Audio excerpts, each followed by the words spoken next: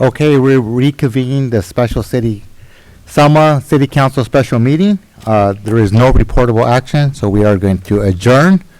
And I have 6:08, and we are going to call the Selma City Council regular meeting for March 16th, located at Selma City Council Chambers in Selma, California, and also via teleconference, phone number 669-224-3412 with access code 527-440-429. Roll call, please. Oh, sorry. This way. Before we go with our invocation and roll call, I just want to take a moment of silence. Last night we lost a very important member of our community. Jim Stevenson passed away. For those who are not aware of that. For those who don't know, Jim Stevenson has been a long, active community member and a great member of the community for decades. So our condolences and our prayers to his family. So with that, let's take a moment of silence.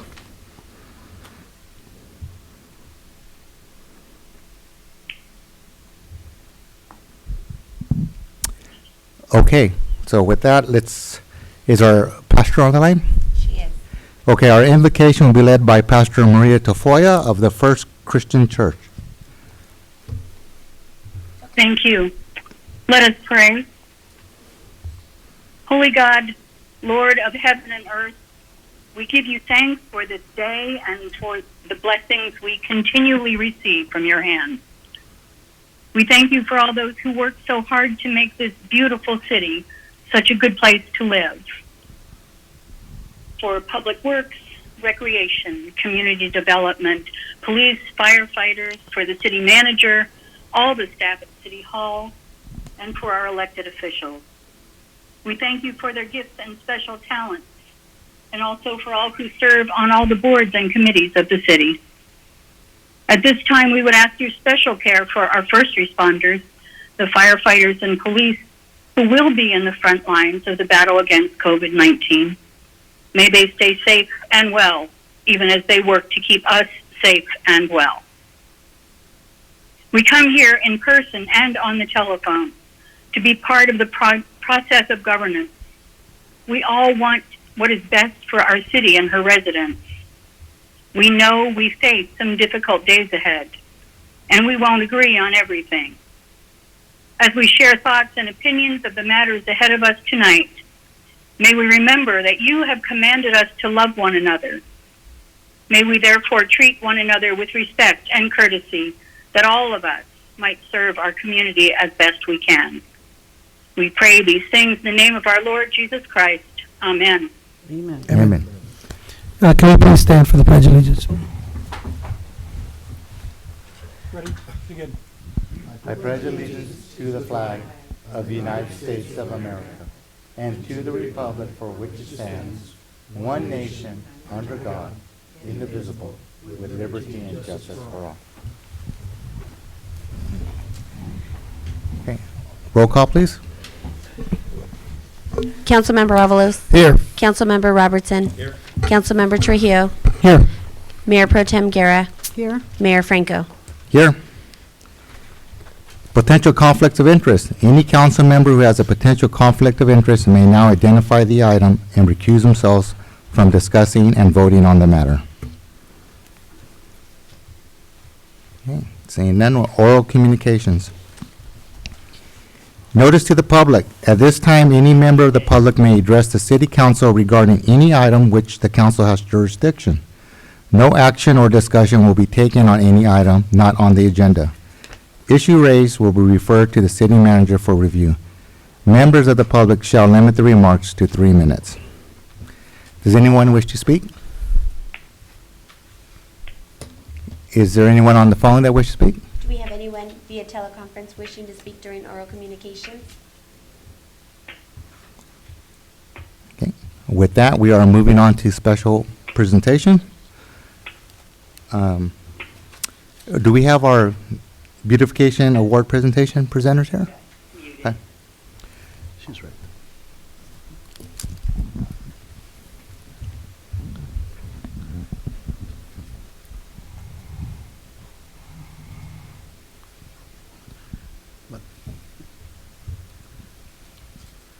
Up in front.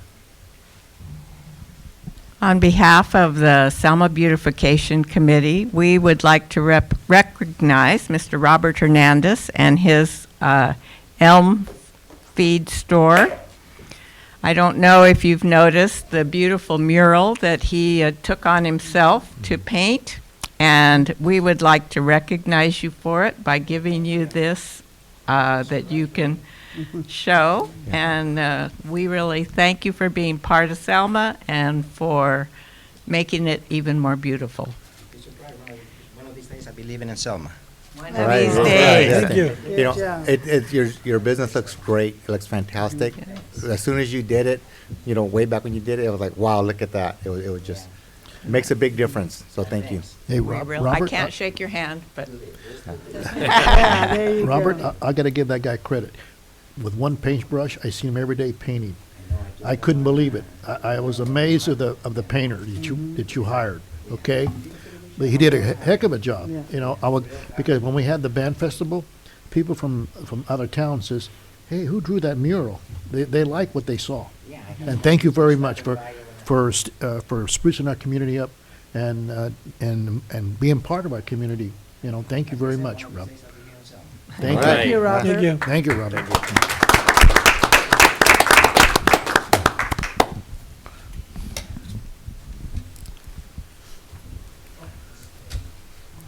Okay, next on our presentations, we're having a COVID-19 presentation.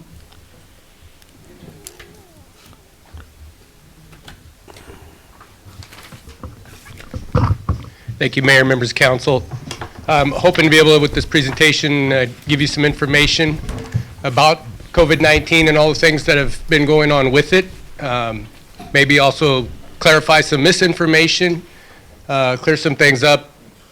Also keep in mind, probably as I'm giving you this presentation, some of the information may actually be changing, or they may be taking additional steps to help to try to prevent spread.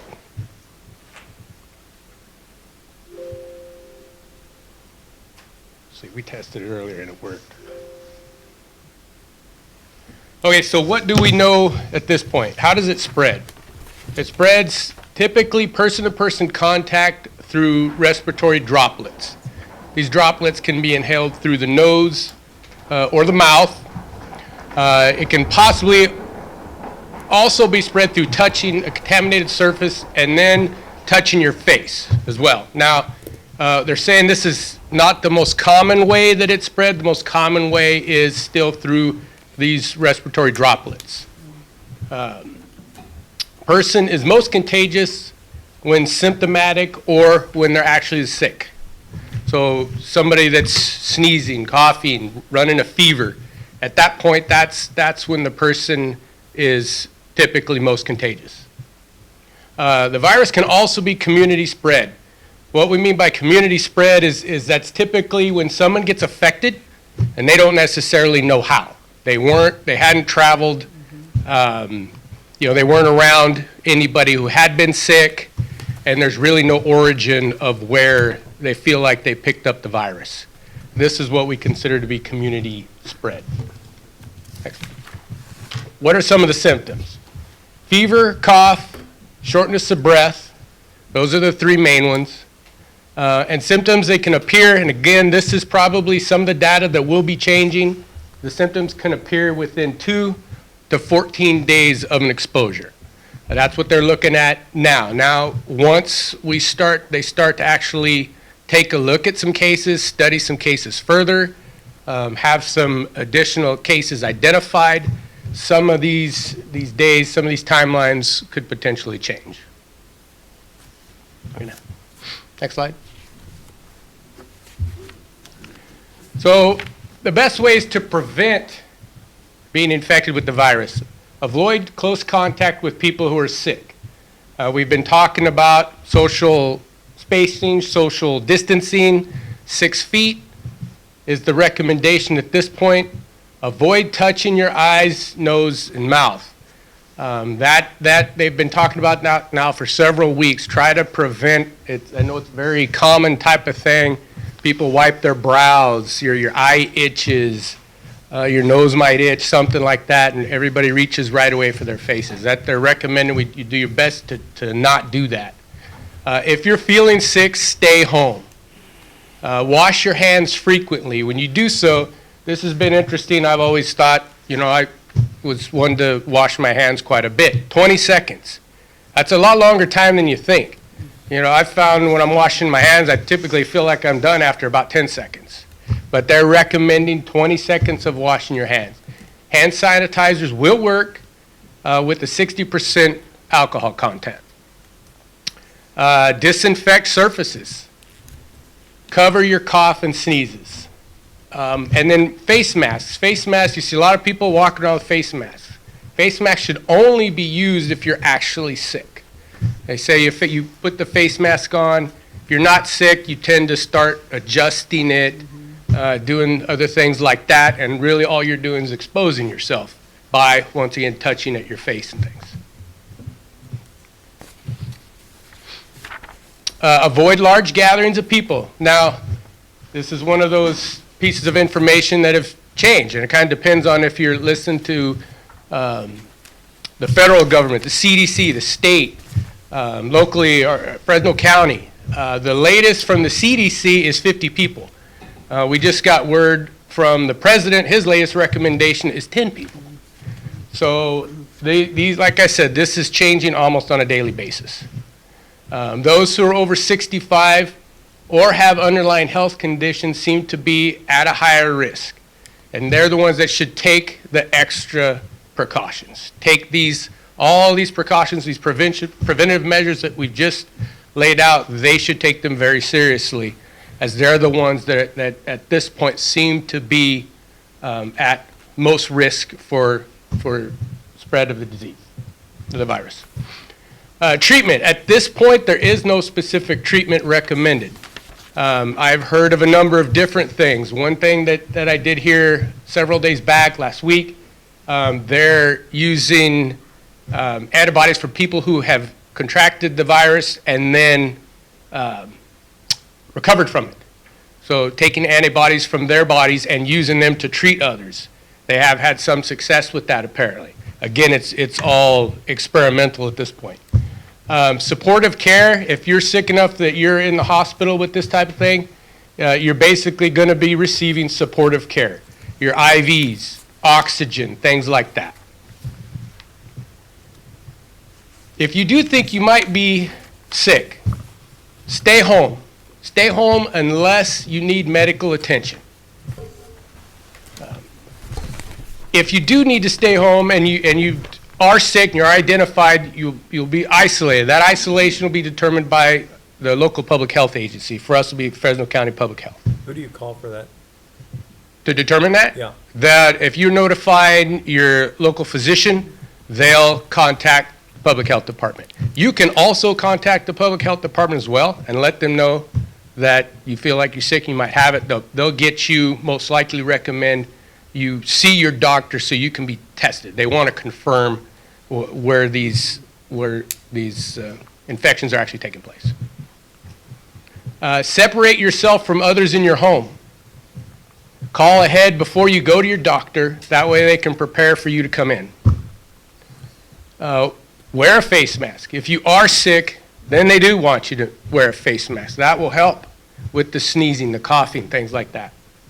Clean your hands often and thoroughly. This will help to spread. Monitor your symptoms.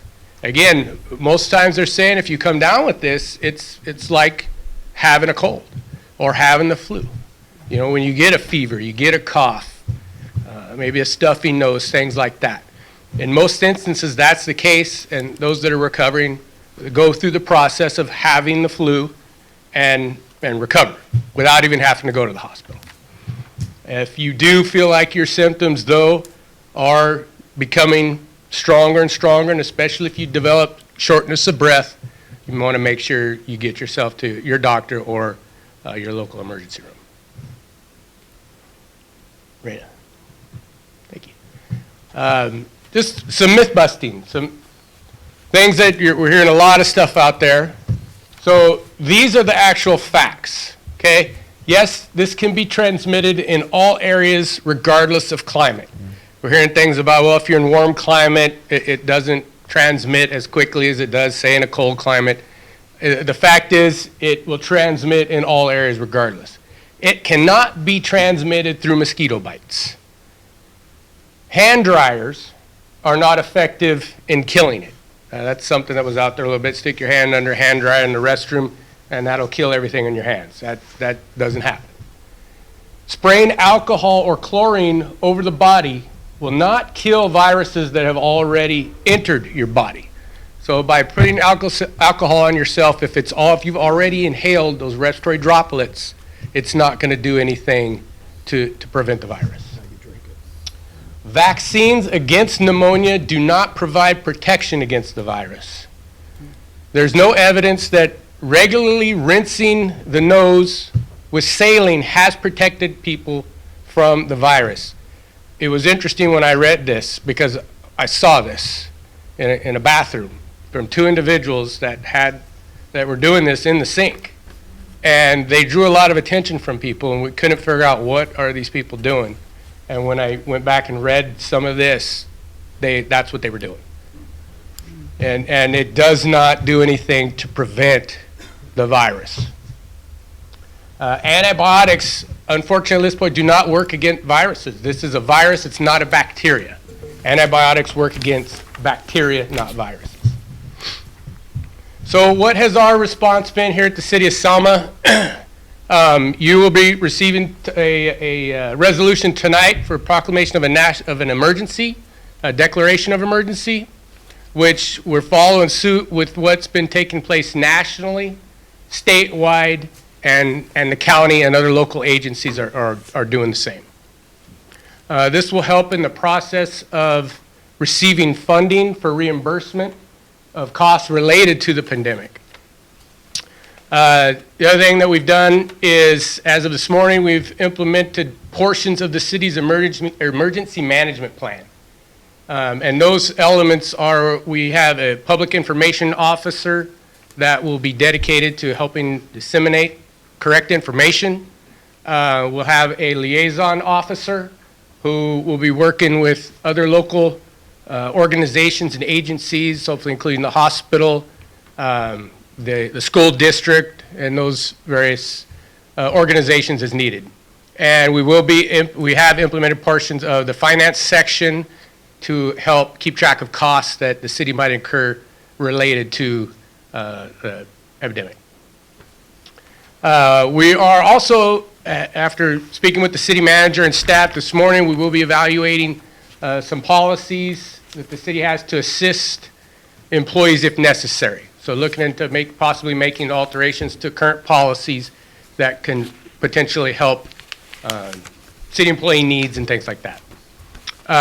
As far as emergency response personnel, right now we are responding following county emergency response procedures. Those consist of us if we are notified based on the dispatch call taker, if the dispatch call taker, based on symptoms that they're receiving, they will provide notification to us to take precaution based off of a potential COVID-19 patient.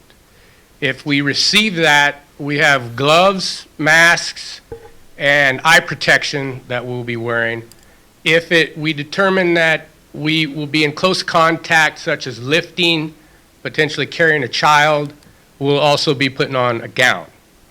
We're also limiting the number of personnel we're sending into a facility or a residence if we receive that notification. So we'll send one person in to evaluate the patient immediately when we get on scene. The rest of the crew will stand by on the outside and determine if they're actually needed. This will help to limit the exposure of personnel. We are in close contact with County Public Health, receiving weekly, if not daily, bulletins. We participated in a weekly conference call with them as they get new information. We're receiving information from the state, information that is federal. Like I said, the information is coming in from multiple divisions within the government how we can react to this. Next slide.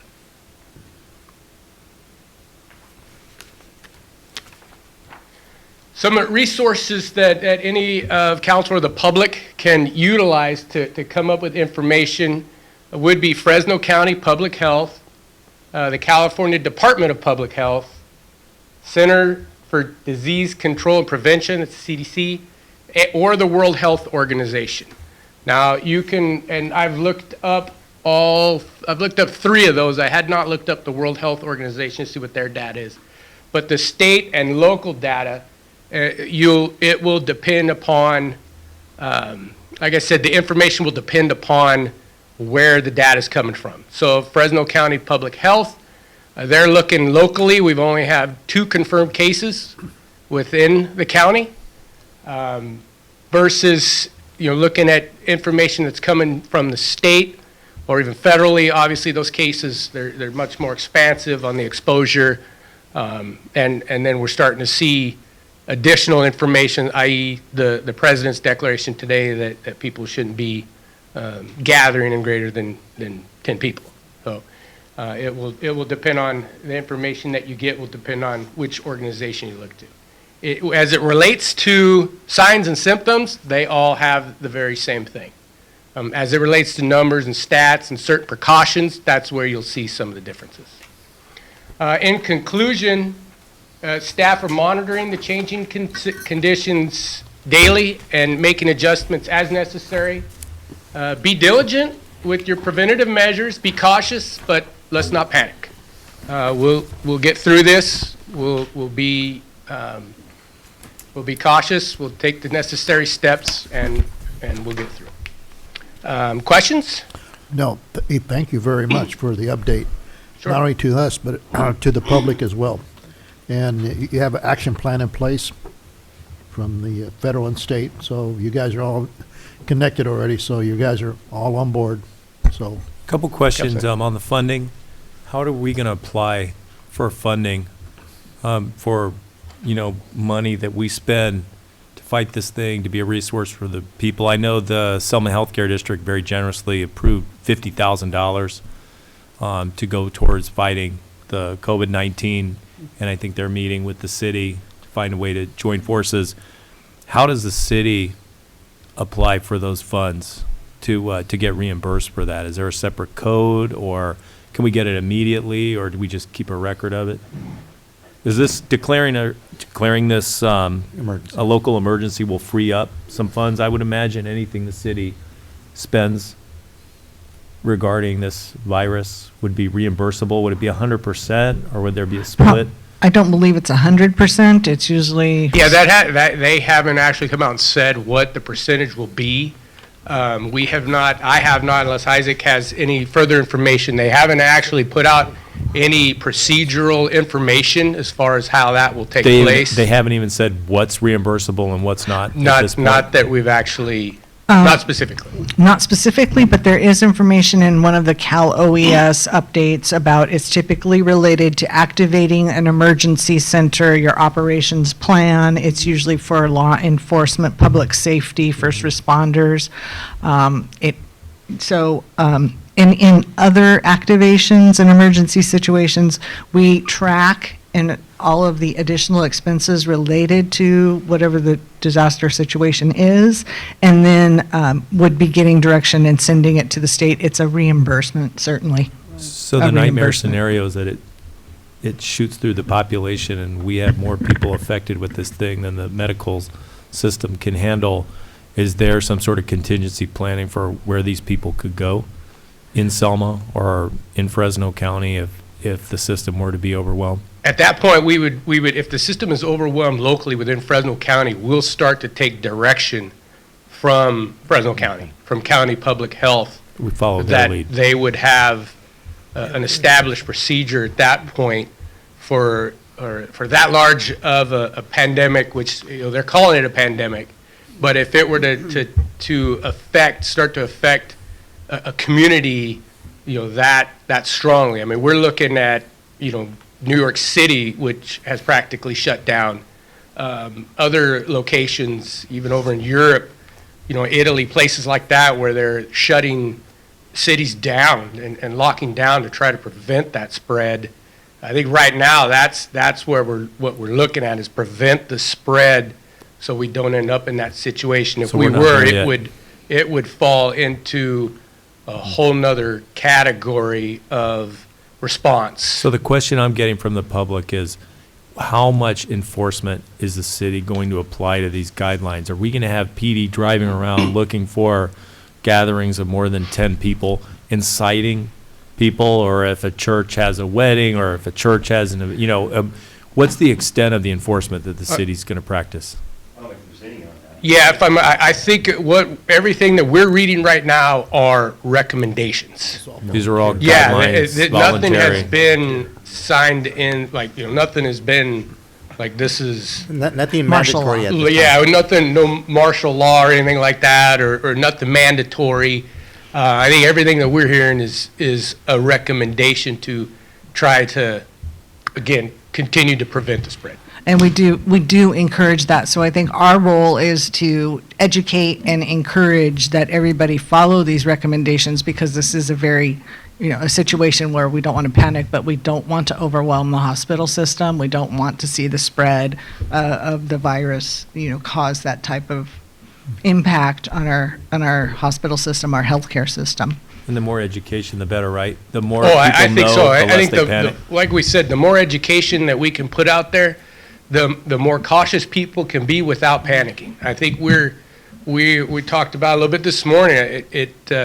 We're almost walking a line, between caution and continuing to be cautious without that panic, because everything they're saying is that we're going to see more cases, and the more they test, which the tests were slow to come out, the testing procedures are starting to come out.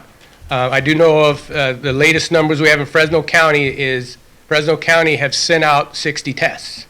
They're monitoring another 70 to 80 people, but they've sent out 60 tests. There's a good chance that there is a certain percentage of those tests that will come back positive. So there have been about 300 incidents of COVID-19 in California and 5 deaths. Do we know the demographics of the 5 deaths? We don't. They may have that out there. I don't have that information for you right now. Chief, I just want to mention too, I spoke to Colleen Curtis, who is the CEO with United Health Centers, and she let me know that they would be putting tents out in front of the United Health Centers, all the United Health Centers. Yeah. And for anyone that feels that they're having the symptoms, they're welcome to go to the center and they will test them. Yeah. And from there, they can advise them where they would need to go if they are, tested positive. Right. So that's a great thing that is happening here in Selma. I saw the tents out there, and it's happening everywhere. So Yeah. it's So they really nice to know that they're They working got the test kits? diligently. They have the test kits? Yeah, they have the swab. They're gonna. They do have the swabs now, my understanding is, Yeah. but there are no testing locations within Fresno County. They are having to be shipped out to other laboratories to be tested and confirmed. And again, I think that we will, all indications are, all the experts say, we will see, because of the additional testing, we will see an uptick in cases. And then, with the preventative measures, the cautiousness, we hope then that it levels out. Yeah.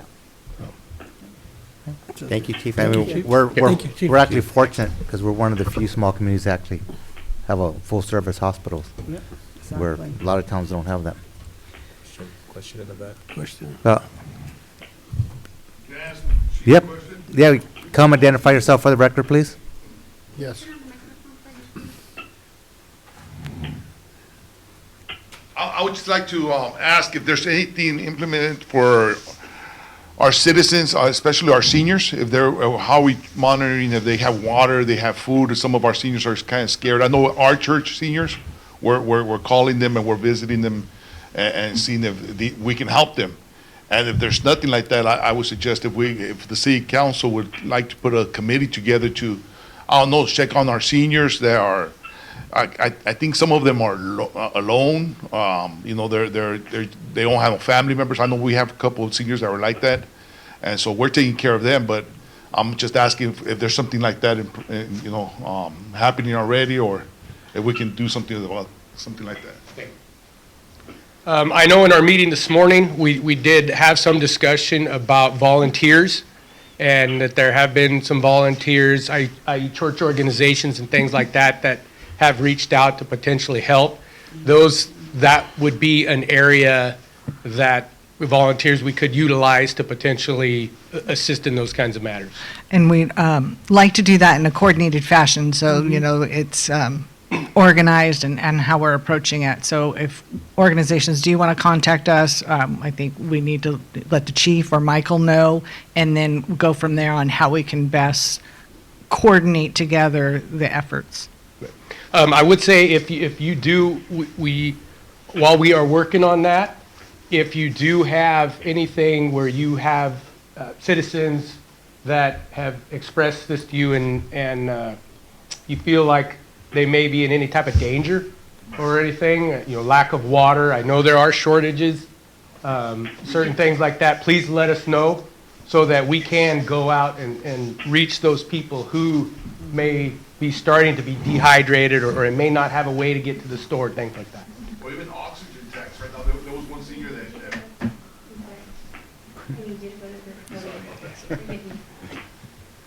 Sorry about that, Rena. You know, one case that we ran into was a senior that didn't have oxygen, and she didn't know I guess she had to go to the clinic, and she was scared of going to the clinic and stuff like that. So we got on the phone and we were talking, you know, to her providers. But those are more cases. There's more cases out there. I don't think that she's the only one. But, you know, things like that, that if we can be of any help to this, we would, you know, our church would be on hand if we can help you guys with that. So, I mean, we're just waiting for instructions from you guys, and we're here to serve too. So, Joe Alvarez, 13833. Okay. I forgot to Yeah. What was that again? Chief, one final thing, and what I'm hearing that this is going to be a long duration. It's not something that they anticipate ending quickly. So we got to get used to living like the new norm of just kind of being more or less less social, I guess. Absolutely. I've heard that term more often over the last few days, I think, in a long time is the new norm. And that's really where we're at. You know, exactly. You're absolutely right, Mayor. That's where we're going to be for several months. Is there a number to call in, like the senior center? The folks who utilize the senior center are seniors by definition. Is there a number they could call in to get help, you know, if they're just sitting there and they don't have those resources and can't get out? Yeah, the Selma senior number is 891-2239, and both Liz and I are there throughout the day. We've talked to the seniors who regularly attend to come visit us or call us, and we're also doing some food giveaways where they can pick up meals. But I know some of the stores now are opening for seniors from 6 a.m. to 8 a.m. in other cities because they can't find their goods. Yeah, because And so we're going to try to provide resources for them. So they know they could call in. They can still get meals there. They just can't come to the senior center, but Yeah, they could can still come pick one up up. lunch. We're getting the sack lunches to go. How's that working out, Mike? It's been a little slow because it happened so fast, but the challenge we have is the seniors like the hot meals better than the sandwiches. So a lot of the seniors have just turned it away because they didn't want the cold sandwich. They'd rather have a hot meal. So it hasn't, some of it's not that the word's not out, it's just that they prefer a hot meal at home. Okay. Okay. Mhm. It's good to have that network, though, that contact number for seniors to call Correct. in. Yeah. All right, thank you, Chief. Thank you. Okay, and our next presentation, Integrated Energy Assessment presentation by Angie. I don't see Angie here.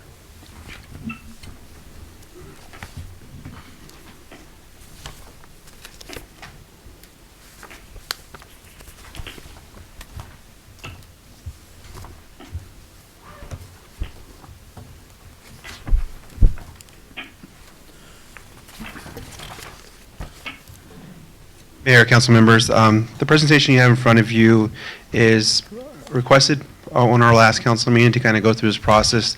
And so you can get a refresher on the project that city staff and the organization, NG, has been working on together. Before I get into the presentation, I just want to confirm, Aju, that you are currently on the line. Yes, I am. Can you go ahead and please introduce yourself and any other staff members you may have on the line? Hi. Good evening, Mr. Mayor, members of the council and staff. This is Ashu Jain with NG. And I'm actually, my location is Irvine, California right now. So given the current circumstances that are going on in the environment, he has opted to actually call in just to kind of make things safe. So we'll go through the process. If you have any questions for myself as I go through it, or for Aju, please let me know, and we'll stop and be happy to answer those questions. So going on to the first page. So we're going to do a quick introduction to NG Services, kind of give you a background on what the organization is. So NG is a global energy provider with a deep local history. As you're all well aware, they have a large project that they did with SKF, which has been very successful from what I understand. They've done quite a few more projects throughout the valley and throughout the state of California.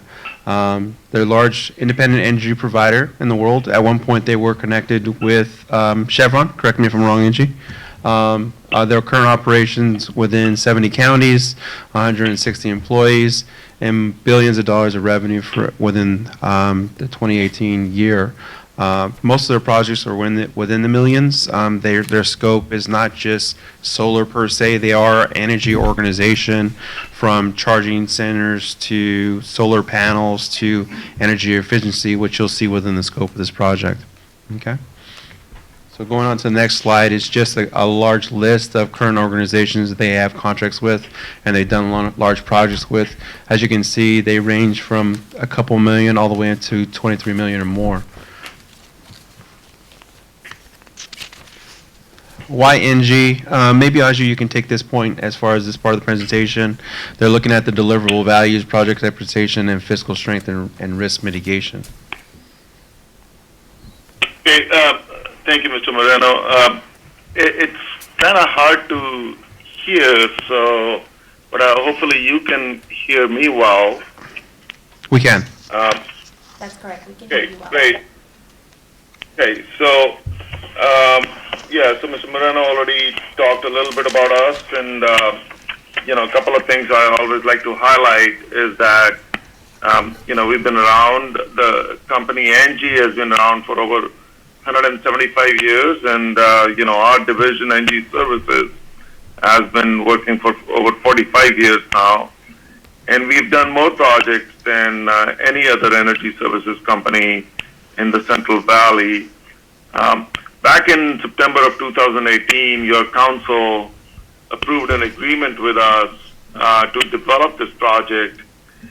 And since then, actually, we've actually have new contracts just in the last 1 year with City of Atwater, City of Firebaugh, City of Christine, City of Madera, City of Mendota, and of course several counties too. So anyway, so we are very well established in the Central Valley. We've executed $100 million worth of contracts. I won't take a lot of your time on this slide. We're financially very sound and, you know, have $1 billion in bonding capacity.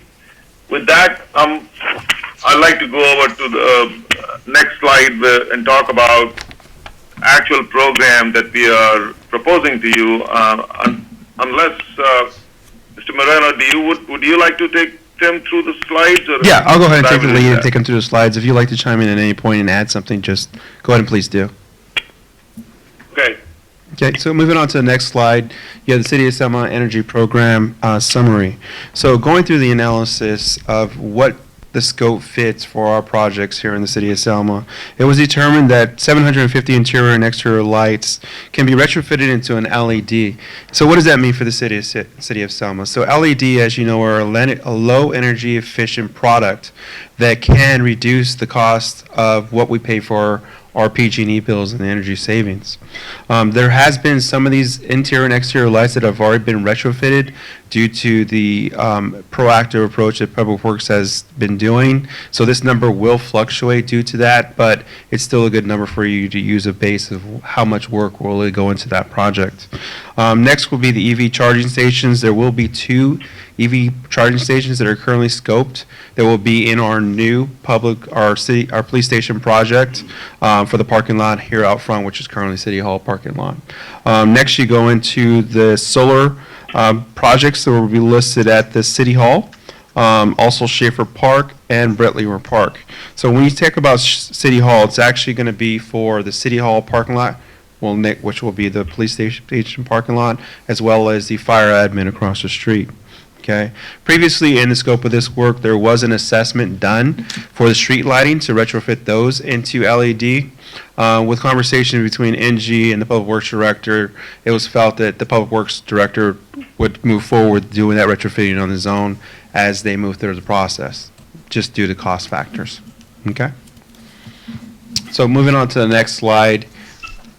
We'll go ahead and go into the retrofitting of exterior and interior lighting. As you can see through these numbers, these are the number of panels or lighting fixtures through each location that they'll be going through and upfitting. Again, going back to the 758. Again, this number will change once it's reassessed and to kind of align with what the Public Works has already done. Okay. So moving on to the next slide, just kind of a basic understanding of what they'll be doing, replacing older generation fluorescent lights, again, moving into a more efficient, low energy lighting system. LED lamps with lifespan of more of 750,000 to 100,000 hours. Again, prolonging the life, reducing maintenance, and also saving energy. Okay, so going into the benefits, replacing old lamps and ballasts, saving in the energy cost, longer life, sustainable maintenance cost over the period of life of the product. So go ahead and move it into the next slide.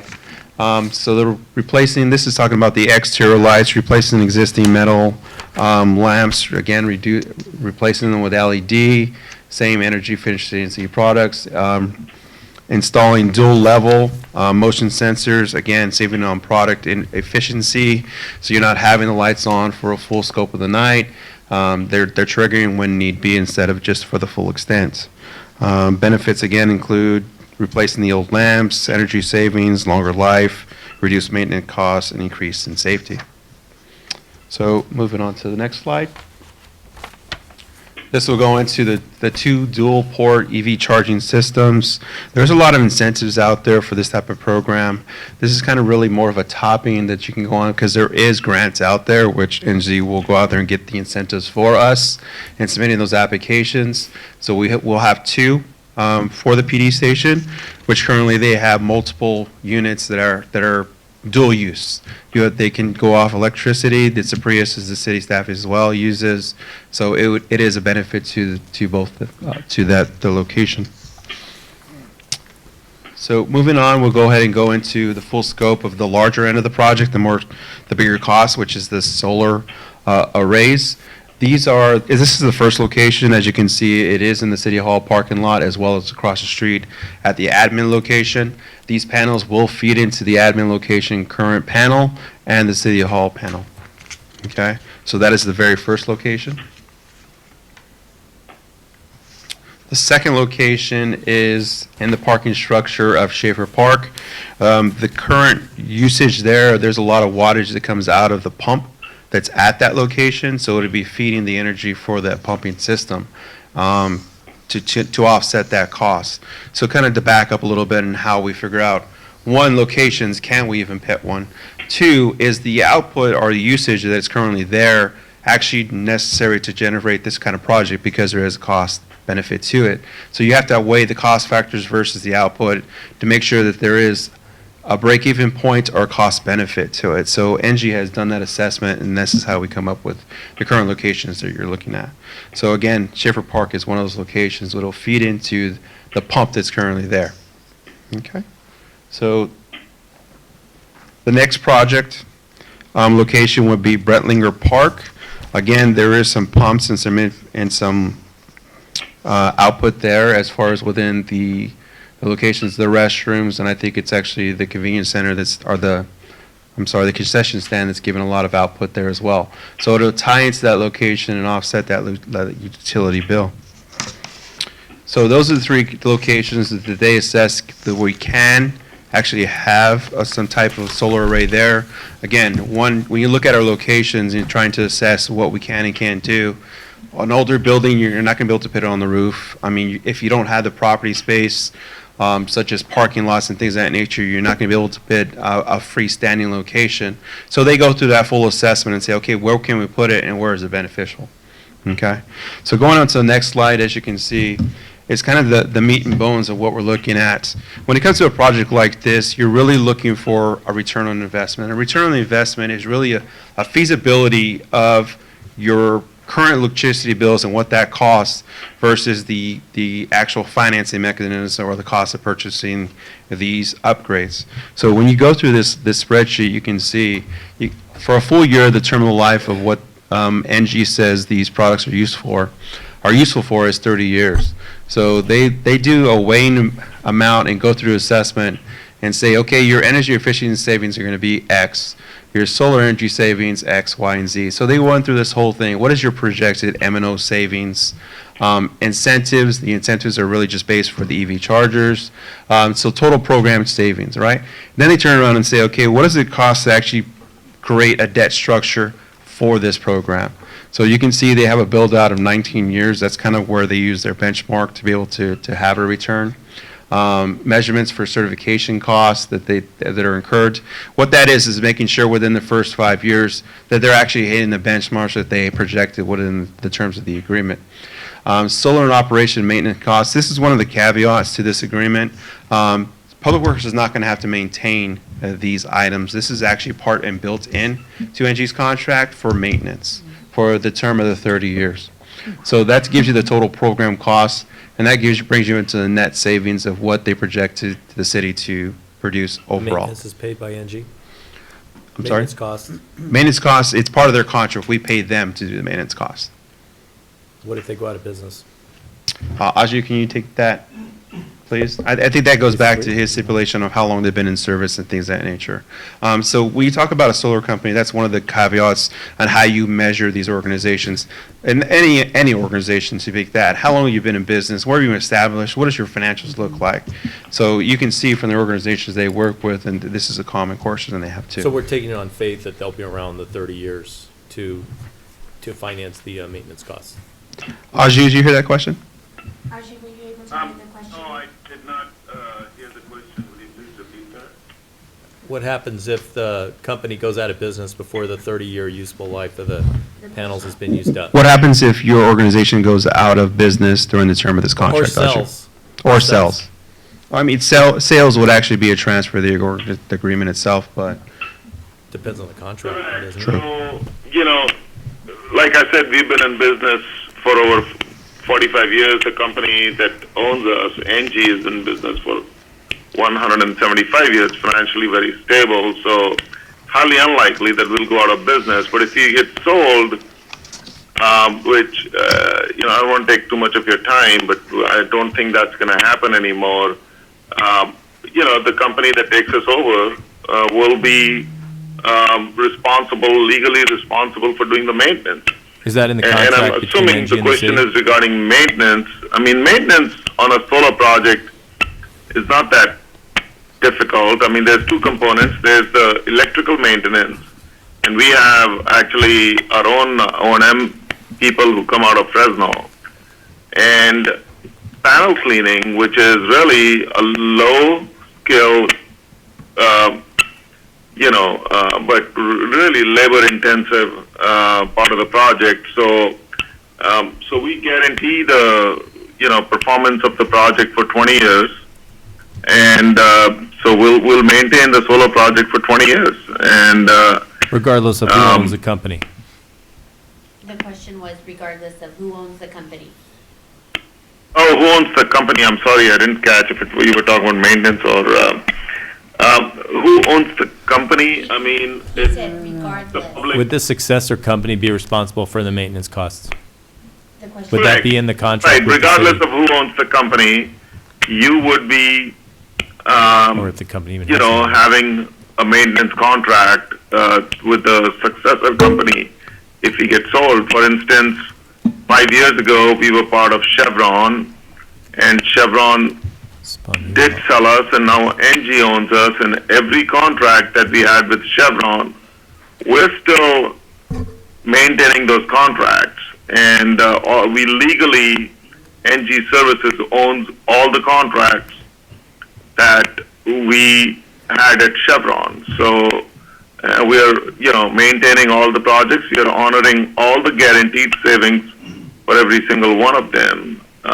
And I can go into further details if you need. Well, I think we just need to see the agreement. Yeah. Thank you. There's no agreement right now. Right, this is But just it whether just has to to move be forward in to do an agreement. Is that Correct. right? So this is just really a presentation on what the scope of the work is. But we would There need will to be see a that, follow-up I think, in meeting that for agreement the with the contract as a successor, whole, yeah. so we can assess that. Just so the city isn't out of luck in the event that something happens, they sell or. You want to make goes out sure of there's a business. transfer obligation. It's got to be a Correct. transfer obligation. And I do want to just point out that this is an obligation to the general fund. So there is a payment scheduled there of an annual payment ranging from $70,000 to $176,000 out of general fund. So it is something that you might want to consider as part of our capital improvement plan, or take into consideration with some of the other priorities, or if you know that this is, you know, we just wanted to make sure you were all aware of what had been assessed and looked at, and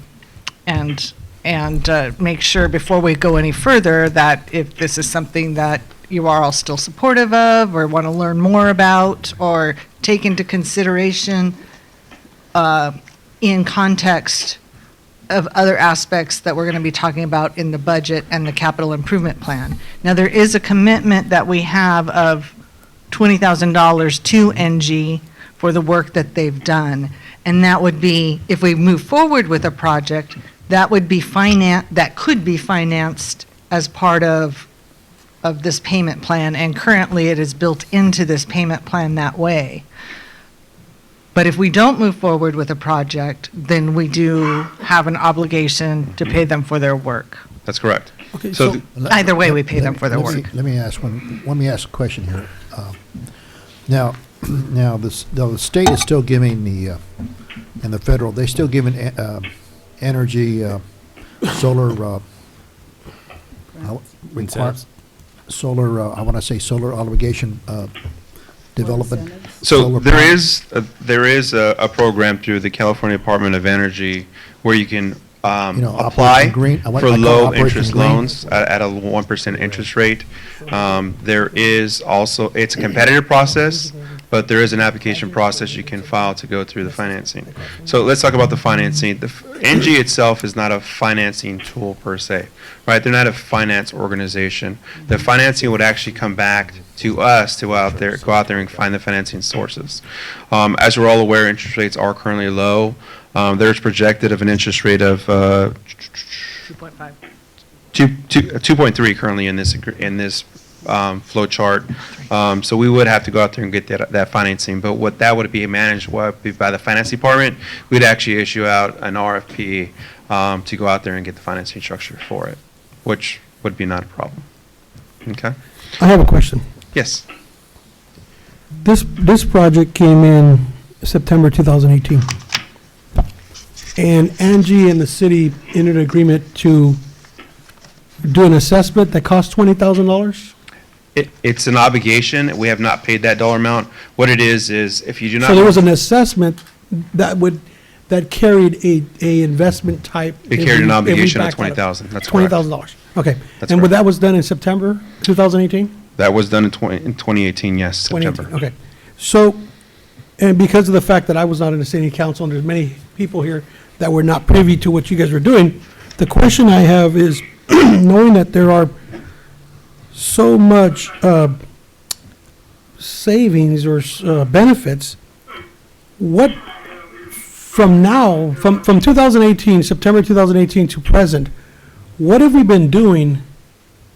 Because we did invest, or we do have money, a liability out there. What have we been doing to see this project? And why is it barely coming? Because of the fact that Lewis asked for it. We have constantly been working through that period with NG. We've been in constant communication with them. As I stated earlier, there was a change in the scope overall. We tried to reassess it and get the best value. We've been talking about financing. At one point, they talked about financing. So the project has continued going. Yes, it has. So who's in extended charge of this project from our city staff level? City staff level, I've been working on the project. You're the one working on the project. So in September of 2018, we invested, or we committed to $20,000 an assessment with Angie, and we're in 2020, and we're evaluating what we want to do for this project. And I will also intervene here. I also have been presented it at various times, and my concern has been the general fund. So the scope has been changing, and we've looked at different ways that we might be able to finance it, and That's 2020. I'm talking about 2018. When it freshly came here, did you do any presentations to the city council in regards to the project itself? NG did a presentation when they came and did the service contract, NG? Guy in Or the- Aji, correct? That was the last presentation you gave? Yep, the guy on the phone did it, and the guy who's on the phone Aju, right now. did a Aju, presentation. He did it, and I remember the issue then was with the city attorney at that time, I think it was, would it go in writing? Yeah, Could we it be- did a presentation in September of 2018. And wasn't the issue, if That the was memory just to do serves the me correctly, assessment. was, yeah, to do the assessment, but it was also, could we get it in writing that it would be cost neutral? Because the big selling point, I believe, at that time was not gonna cost the city a dime. You know, it's gonna pay for itself with the energy savings. We're looking at And the I think cost savings. the issue came down to whether we could get that nailed down in writing, and I don't know if we ever got to the stage where that was put definitively in writing, and I think that the issue still stands, that, you know, we want this to be cost neutral for the city. The savings should outweigh the cost, right, in the long run, and we should have that in writing somewhere, and I don't know if we ever crossed that bridge between I'm at- September 18 and March of 2020. I'm in agreement with all that, but I'm also in agreement that we need to stay privy to what's going on. If this was set in 2018, we should have, even if Angie ain't here presenting it, if we have an investment and it's a community, we have some liability on there, we should be bringing it, if it's not quarterly, it's monthly, brought to the city council. Okay. That's You want to continue, Isaac, with your presentation? Or are you ending it? That's the extent, I mean, just kind of give you where we're at now. We are looking to bring it back with the full scope of the contract, to try and back up a little bit. The contract was given to the previous city attorney. There was not time for it to get looked at. The current city attorney has now reviewed it and given feedback. It was about a month ago, I believe. So we're now at the point of negotiating that contract and actually bringing it back to council so that we can have a more in-depth conversation on whether we're going to move forward with this project. Okay, so, That concludes my presentation. If there's any other questions? No. Thank you. Thank you, Aju. Thank you. Yeah, thank you. Thank you very much.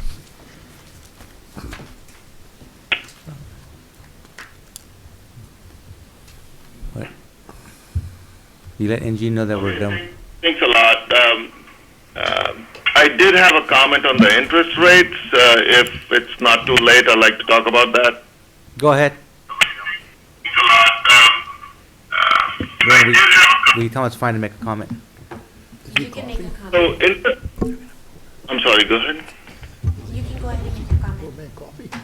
Okay, so interest rates have crashed late last week, and 2.3% is actually probably very safe. You're probably going to see interest rates lower than that. So this is a good time to move forward with the project. As far as the CEC loan is concerned, we just did that for City of Gustine. It is a long process. It took us 9 months to get that loan approved, and it came back with a shorter term. And and I mentioned this to both the city manager and Mr. Moreno that if you go with the CEC loan, you'll have to make an upfront payment, and there'll be negative cash flow in the beginning years because that's how the CEC loan works out. But as of right now, you can't beat the interest rates that are out in the out in the market right now. So I would definitely encourage you to move forward with this project as expeditiously as possible, and we'll finalize all the details working with Mr. Moreno. All right. Thank you for your comments. Thank you so much. Thanks for your time. And hopefully all this will be passed quickly, and we'll be there in person. Definitely we'll be there in person next time. I have a question. What was the upfront cost? Mayor Pro Tem Garrett wanted to inquire, what is the upfront cost? Well, the cost of the project is 1.5 million. It's on that sheet, on that cash flow sheet for the financial analysis. And 1.5 million is on that sheet, on that cash flow sheet. With a lower interest rate, maybe it's a little lower. Yeah, that'd be nice. All right. Is that it, Sarah? So 1.5 was the upfront cost. No, it's the cost of the Her project. question is, what is the upfront cost? The upfront cost, right now there is no upfront cost. There is It's no really just upfront purchasing the cost project as a for whole. The city, it is the entire project will be financed and paid out of savings. Correct. So as Councilman Robertson was saying, there is the savings do exceed costs. So by a good 48,000. So so that yardstick is already has been met. So the savings for this project do exceed the cost.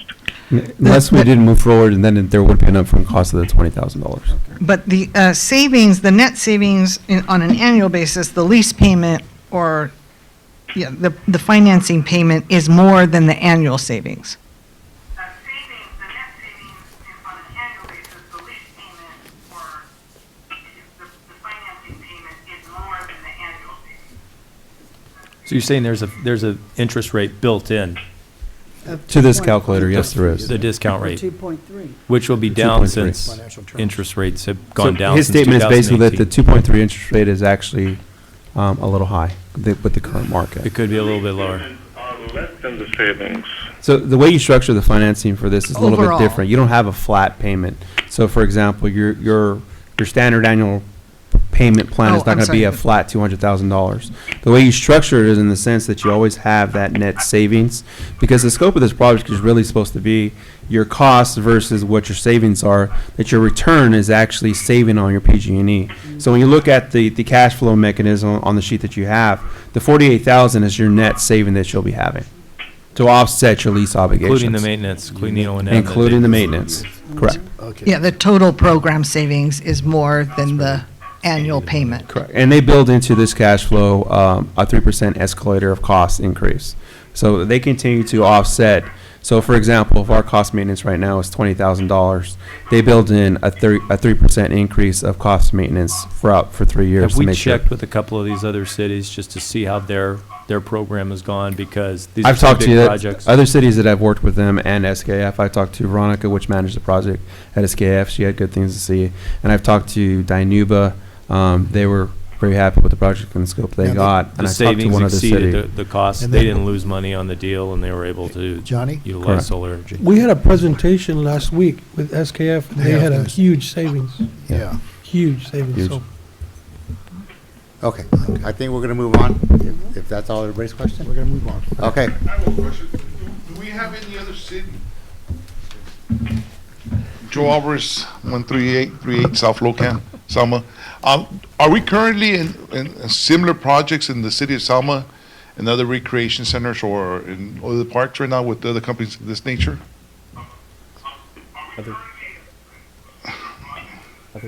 Yeah, something similar to this?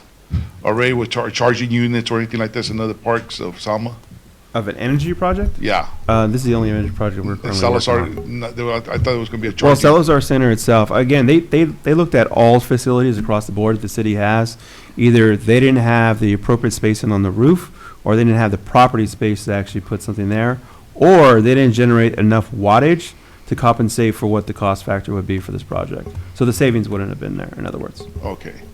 All right, so the other projects are not gonna go through then? Just the projects you saw in the presentations. Okay. Through this Again, company. With this company, correct. Because there was other companies that were interested in doing something similar of this nature at the Salazar Community Center, right? That was the organization we just spoke to last week. Last week, they came in. That was for an SVS. Yeah, that was for an EV charging station at that facility. And electric vehicles. Electric vehicle. Okay. So totally different program, but Different yes. programs, but would they be doing the same thing as the charging units for the cars, right? The charging units, it would be similar to what you see here, but not as far as the vehicles. That's totally different. That's totally different. All right, thanks. Thank you, Joe. All right. Thank you. And with that, before I move on consent calendar, Teresa, we're going to table that item that we spoke. Are we good to table those items? Yes, Mr. Mayor, members of council, in regard to the Sikh parade, that event has been postponed, and so, So we are going to table off the consent calendar item 1A and off the regular agenda item 4 until a later date. And item 4. Right for here. So those will bring back when they have their new date. Okay. So with that, we move on to our consent calendar. All items listed under the consent calendar category are considered routine. The complete consent calendar will be enacted by one motion by roll call vote. For purpose of discussion, any council member may have any item removed from the consent calendar and made part of the regular agenda. The council then can approve the remainder of the consent calendar. Would anybody like anything removed? I'd like to remove items D, E, and F. D, E, and F. I'll make a motion to approve A through C. Second. B and I C. said B through C. Did I Okay. say A? B through C. Sorry. Okay. Roll call, please. I'm sorry, who made the second? Councilman Robertson. Councilmember Trujillo. Aye. Councilmember Robertson. Aye. Councilmember Avalos. Aye. Mayor Pro Tem Guerra. Aye. Mayor Franco. Aye. All right, Councilman Robertson, let's Okay. start with D. Thank you. Item D, page 27. This is the approval of the resolution to award that the construction contract to Dawson Malden for the CDBG project, Selma Storm Drain Improvements.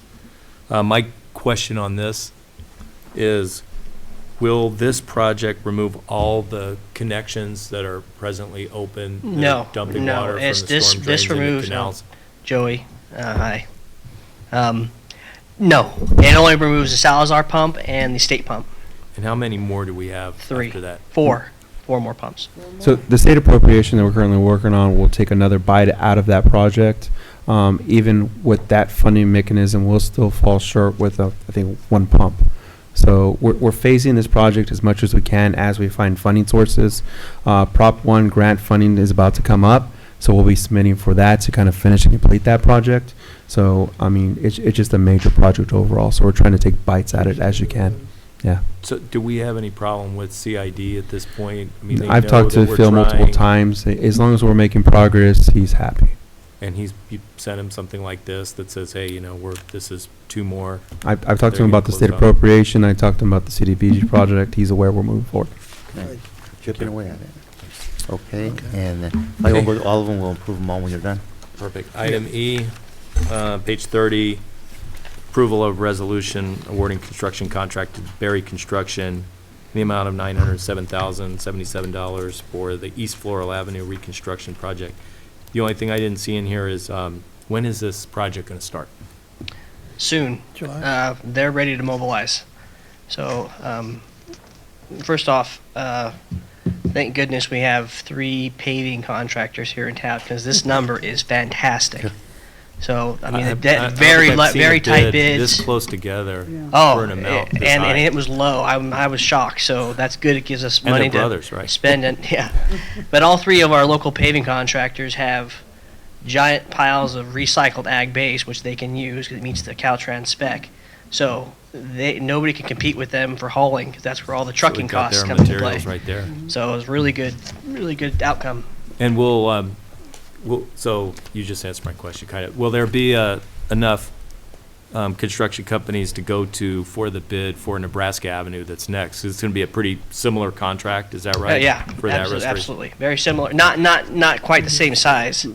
Nebraska Avenue has a sewer line going in and paving essentially 2 lanes in each direction, but it's not going to be the magnitude of Floral. Yeah, Nebraska project is scoped to be about a little more than half of what this cost is going to be. That's right. We're projecting around 500,000 or so. But they'll be going on simultaneously then, right? Well, this project, depending on weather and things of that nature, so we have to wait for the weather to go by before we can actually have them start. In addition to that, they still got to come back to us with a traffic plan and things of that nature, so you got to work through that process. As you know, for Nebraska, we just submitted the NEPA document, so we're working through that. So we still project a couple months for that. So it could potentially go out to bid around the same time that they start this project. Okay. So one will start and then the bid process will go. We also are, about the same time, is we're going to have our arterial streets project at the same time. So it's going to be, on in Selma. it's going to be busy. Yeah, we're going to have And will we have the Nebraska. same traffic Floral problem should be showing? done by then, but Nebraska and major arterials should be going concurrently. The Floral was kind of a traffic nightmare, but there'll be more lanes open for the next one. Will there be the same kind of traffic problems that we had on that previous Floral Yes. project? Oh, so it'll be a traffic nightmare as well. Well, the issue with the first phase was that you have a lot of commercial there. So that flow is really one of your biggest issues when it comes to traffic. This is going to be more on the residential end and the impacts. So you're going to see it, the flow it's not going to be as bad, Schools, but it will be an issue because of the schools, the people coming home, people getting off the 99 coming through Floral. So that's why the traffic analysis is really important going through the scope. Another thing is you don't have the multi-lanes going through the whole thing. So it'll be a good project overall, but that traffic is really where we have to battle in. Yeah, more than likely you're going to have, so on the narrow sections. More laterals too. Yeah, on the narrow sections, they're going to have to eliminate parking on both sides of the road as they go through that section. And the streets are all wide enough where you can do two lanes on the north half or 2 lanes and they'll probably flip it, go on the south half. The contractor's aware that they have to maintain access to the driveways at all times. And they can't shut down major north-south arterials. More than likely, they're going to ask to shut down some of the small streets, local streets. But as long as they have detours in place, those are pretty much side yards, so they should be able to do that. Let me ask you a question, Joey. This project, how many days you looking at? I think we have 120 days. 120 days 120 or on this 160, project? I don't recall off the top of my head. 120 sounds right. I think it's 120. So we're looking at 120 days. 120 calendar And then- days. And then after this, we're going to move on to Nebraska, right? Nebraska or major arterials, Well, whatever. I'm not sure whatever- which one, but yeah. Okay. That's close. The Nebraska plans are done, arterials plans are done. The NEPA for the arterials was submitted 6 weeks ago. And we just recently submitted the NEPA, which is for the environmental clearance for Nebraska. And so this project is going to be the final phase of Floral, correct? So it'll be from the railroad tracks all the way to McCall. And they will pave through the intersection of McCall. Okay, my question is that Nebraska project going to be done this year? Yes. Okay. 'Cause that's been ongoing and that's a huge complaint there because of. We all know about it, It right? comes into our city Make my mother and Golden that State. potholes are so horrible there, so. We've been saying it's coming. I just want to know, is it going to be done by this year? Yes. Okay, We perfect. finally got money for it then. Yeah, it's almost fully funded except for the local match. And do we have toll credits for the local match portion? No, it's SB1. So the engineering PS&E was done with RSTP funds, and the remainder of construction dollars VSB1, it'd be SB1, but the sewer portion will be funded by RSTP. RSTP. That's right. So the Different project pots of actually, funds. that was kind of one of the things we looked at too when we did the engineering. We're actually able to find a funding mechanism to put a pipe underneath Nebraska so they don't tear it up. So if you go back to the previous conversations we held because of improvements that we were hoping that would happen as far as development, so we're able to, because of the scope of the project and the size of it, and putting a pipe in the ground underneath it, which is basically what they call undergrounding utilities. It's such a small piece of it that we're able to fund that through a different mechanism. What did you call it, Rule 19 or Rule 20 or something? No, that's electrical. That's electrical. Yeah.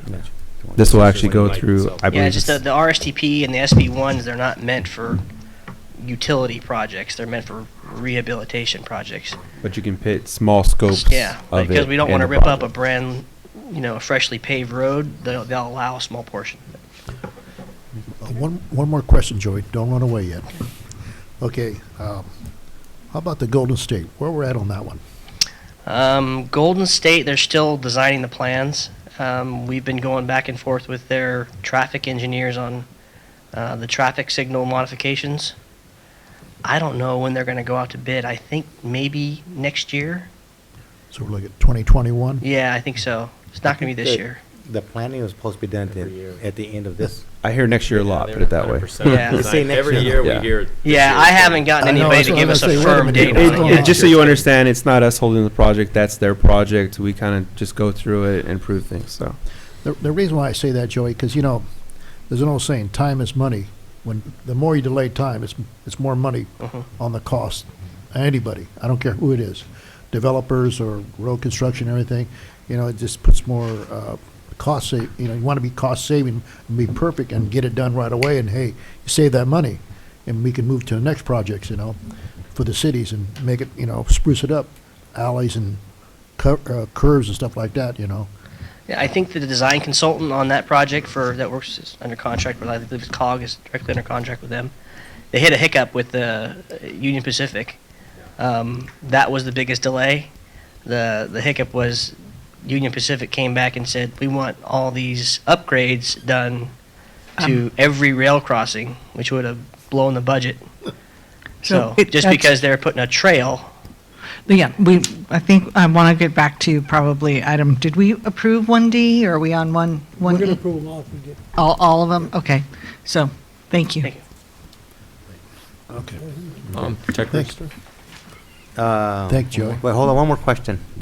Since you brought up the Union Pacific, is this the project where they were gonna fix did they fix that? Remember they redid our rail crossings? And Oh, the big dips.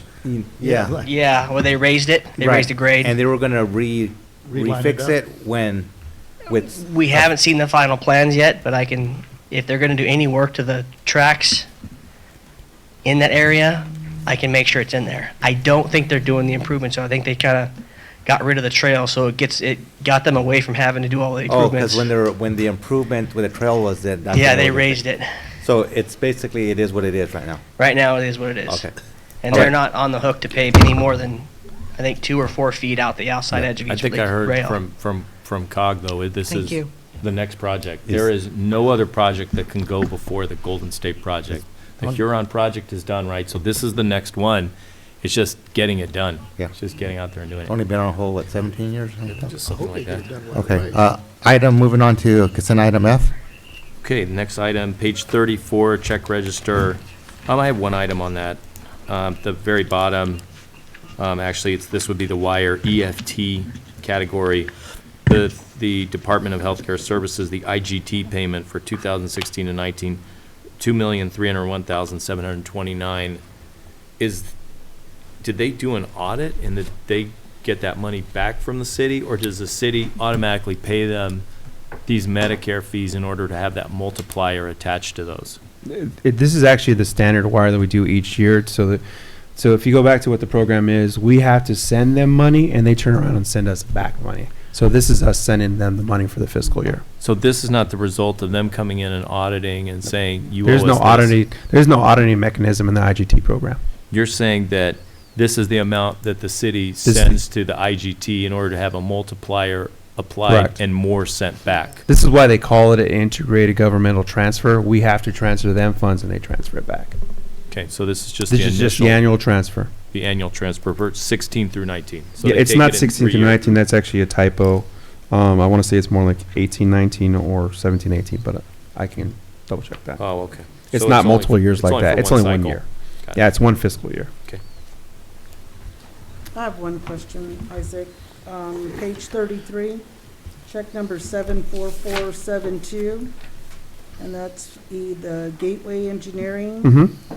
And it's for the amount of $31,949.25, which Mhm. states here partial G. So do you know how much was part of the grant and how much the city paid? 8,600 was the grant, the CMAQ grant.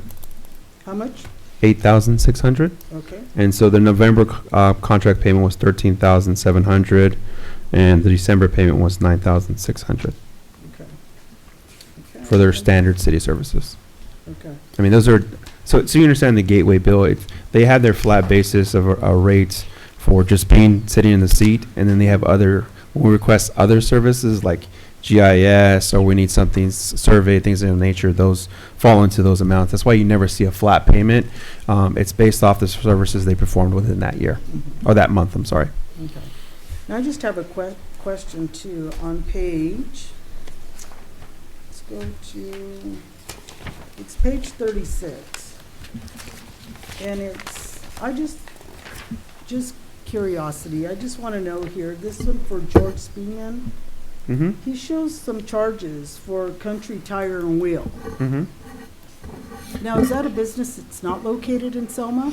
That's correct. So George Sippen is the transit manager for the fleet that we have, or the fleet program that we have.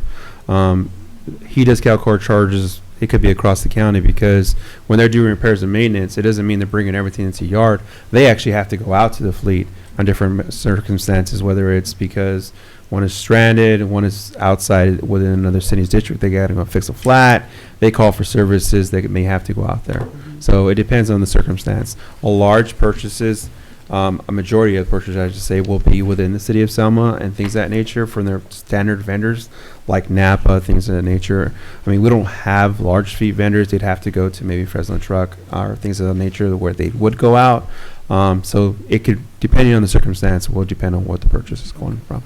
So, I mean, is it something that he has tried to go to like Le Schwab or Camacho Tire? Because I saw another one in here from Nestor Galavan, and he uses Camacho Tire here in Selma. Yeah. So I'm just wondering, is this something that he could be using our local businesses? He does. Keeping our business There's local? quite often where he uses local organizations for the business. So you'll see it on the Cal cards. There's other billings on the invoices where you'll see things of that nature. So he does use local vendors quite frequently. Okay. Again, it just depends on the circumstance and the case, where it's at. Does he have to go out to the service? Is he calling somebody out? Is it specialized services where only certain organizations can do it? So it all depends on the circumstance. Yeah, I've seen Camacho Tires a lot, but I Mhm. don't think I've seen Les Schwab in Yeah. a long time. It's just the vendor that they utilize. Okay. Yeah. They go for the best deal for the local vendor usually. I'd have to ask him that question why he prefers that. I would lean towards because they're more of a commercial than Les Schwab's more of the smaller vehicles and things of that nature. They have large buses and things of that nature where they probably go to that individual. I would assume. I could ask more clarification on why they prefer Camacho if you like. Yeah. But that's just the vendor they seem to. No, that's to refer. fine that they can use Yeah. Camacho. My question is Country Tire and Wheel, that is not located Yeah. in Selma. Le Schwab is a huge company that Mhm. probably can get the same items. I'm just wondering why we're not using our local businesses. Yeah, I could ask that question. Again, it really depends on what the circumstance is, Okay. what the product is as well, and what they offer. And again, everything that you see here on George Sippen's Cal card is fully reimbursed via the contract that we currently have. They're probably looking at costs. It might be costing. It could be cost factors, it could be location, it could be product. There's multiple factors that go into it. Okay. So this is part of the transit account with the county, and we have an excess of about 200,000 in that account, and that puts more money in the general fund than it actually spends. We have a budgeted transfer of 200,000. That'll be the excess. I don't know the number of what our current reserves are. I mean, not only that, it supports our local businesses. That brings revenue Correct. to our city. That's correct. So- It does generate sales tax, when in turn comes back to us as well. So Okay, I think that's it. I'll make a motion, approve, is it 3D, C, and F?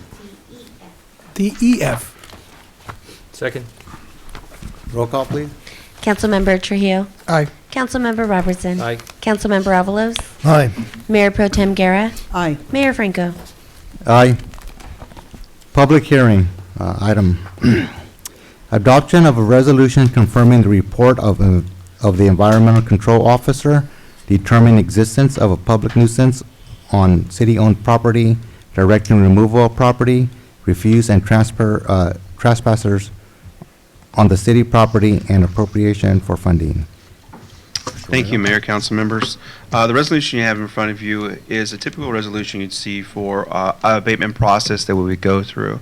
In this case, it would be the Rockwell Pond, where there has been some collection of rubbish and things of that nature that need to be abated, as well as trespassers that need to be abated as well. So this resolution gives us the authorization to move forward with that. Just so you understand the scope of the project and how we work through this.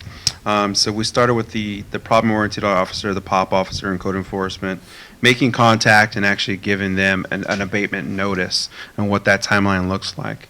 So that was the first process. Now we actually contacted MAP and other county services to make sure that they went out there multiple times to be able to say, hey, look at these services we can provide for you. Please come to us. We contact you. What is it that you need? And offer those services. So it was kind of a two-point process that we did. One, look out to our local organizations so they can assist with this process. Two, city staff to go out there and say, hey, this is coming. Please be prepared for it on multiple avenues. They actually went out 3 different days and said again, hey, look, this is coming. It wasn't just to serve a notice. It was just to say, hey, this is coming. Come on, let's get this process moving, just to be understand and kind of poke it and push it along. So that was part of the process. Now you come into the point where we're executing a resolution to be able to abate the process. There is a cost factor involved. What you see in the staff report is a range of $6,400 to $20,000. We did go out and get multiple quotes. The $6,400 is the lowest quote to the abatement process, and that's doing a full cleanup, pick up tires, all the trash is left over. The carts that are out there, they are going to work in conjunction with the businesses that are here to be able to pick them up. We've already contacted Walmart. They're happy to pick them up when they do that process. So the high range is really if we start coming into a biohazard situation. So I wanted that flexibility to say, okay, our current contractor can do this, but if this spins out into a different circumstance where we find something that pits us into a different agreement, we want to be able to have that flexibility to do so. There is a budget impact, but we actually budgeted $30,000 to be able to abate the Rockwell Pond. I mean, it was more geared towards weed abatement and things of that nature, tractor work. So we're going to use that funding mechanism to be able to get this done. So the next step would be after this public hearing, the execution of the resolution, we'd have the cleanup crew go out first thing tomorrow morning and get this abatement process moving forward. Is there any questions? Onto any property for a total of 10 days. Correct. So again, the timeline. That was personal property, not. Correct. So what they would do, the POP or the POP officer and the code enforcement, they'd actually they'd issue a type of receipt of what they deemed the individuals as personal property. We are obligated to hold that property for a certain period of time, so they're well aware of what that time frame looks like. That receipt will give them the obligation or the understanding that they can come pick up that property. It will be stored at the old corporate yard, so they can pick it up between Monday and Friday if they want to do so. After that point in time, they relieve themselves, and we can actually dispose of it. People have been, some people have actually gone ahead and moved out of the area since they know this was coming, so that's been positive. And we are encouraging folks to take their personal property that they can with them. Is council have any questions before I open up to the public? Okay, at this time, I'd like to open up this hearing. Is there anybody from the public or on the phone that wishes to comment on this matter? Nope. Was there anybody on the teleconference that would like to comment on this public hearing matter? Yes, I had questions in regards to Pioneer Village and private events. Oh, that's regarding the next item. Hang on to that concern. Okay. Nope. We have no one right now. Okay. With that, I'll bring it back to council. Will we see who's getting the project for the cleanup based on the exigencies of the project? Like who gets the contract to clean up? It's Rapid Cleanup, I think is the name, Rapid something, I can't remember, I'm sorry. Oh, so you did a bid process, you put it out? We just went out for quotes for local organizations that can do the process. Okay. People that we've used in the past. All right. So this is a non-bidding process because It's just a professional cleanup. services, yeah. It's just a service that the city's doing, but if it goes higher, you have up to 30,000 in your budget. That's to correct. clean up if there's hazardous waste out there. Correct. That's what this is being. That's why it's a range. Normally, you'd see a flat dollar amount for the cleanup. Again, we're looking for more of an understanding. If it does go into that next level, we have that room to be able to execute and move forward instead of prolonging the process, having to come back to council or things of that nature. We're approving 30,000, Is that the limit? We're approving up to 30,000? You're approving up to 20. 20,000. That's what I Mhm. thought. Okay. Yeah, no, it was just we Where did the allocated 30 come? 30,000 in They the have 30 budget budgeted. for cleanup of Rockwell Pond. we're only approving We're up to- only approving up to $20,000. Okay, all right. I'll make a motion to I'll approve. second it. That, Thank you. roll call, please. Councilmember Trujillo. Aye. Mayor Pro Tem Guerra. Aye. Councilmember Avalos. Aye.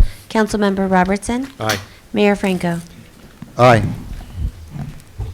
Okay, with that, we are moving to item 3, our regular business. Consideration and necessary action on direction of staff on implementing the implementation of State of California Executive Order N 2520 regarding COVID-19. Thank you, Mr. Mayor, members of council, Teresa Gallivan, City Manager. We did want to put this item on the agenda for a council's discussion, and actually, at this point, we would like to ask that council make a motion by which we need 4/5 of the council to approve putting on to this action item a declaration of emergency or resolution in support of declaring an emergency. Chief Peterson, the city attorney, and city clerk have prepared a resolution. Was that distributed to council? Do you have? Okay.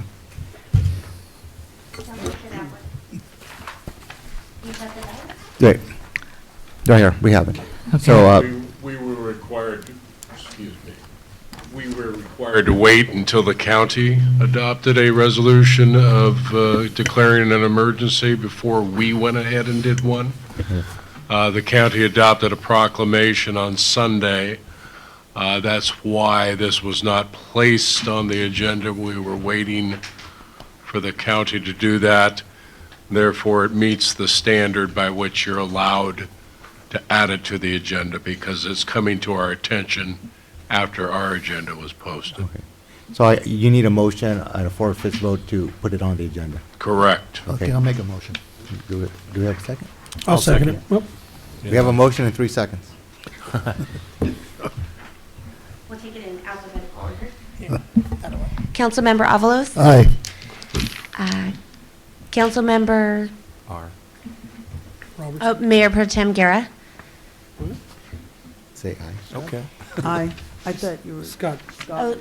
Apologies. It's fine with me. Second. Councilmember Robertson. Yes. Councilmember Trujillo. Yes. Mayor Pro Tem Guerra. Yes. Mayor Franco. Yes. That's my apology, I pointed. Okay, so we have it on the agenda, so, And Mayor, members of the council, this is simply to further the attempt at reimbursement of the expenses we're going to incur dealing with the coronavirus situation. And staff will carefully track those costs, and we will submit them to the state in the hopes of getting reimbursed, although we don't know just yet what that reimbursement is going to look like. okay, is there, any comments before I ask the public for their comments? Did anybody from the public wish to comment on this matter or on the phone? Is there anyone on the phone that would like to comment regarding the agenda item declaring an emergency or the implementation of the executive order.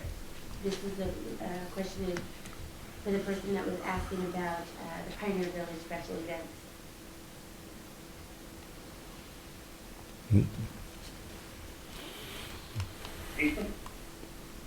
Hi, can you hear me?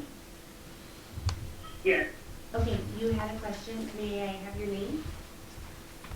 Yeah, my name is Laura Garcia. I'm a resident here in Selma.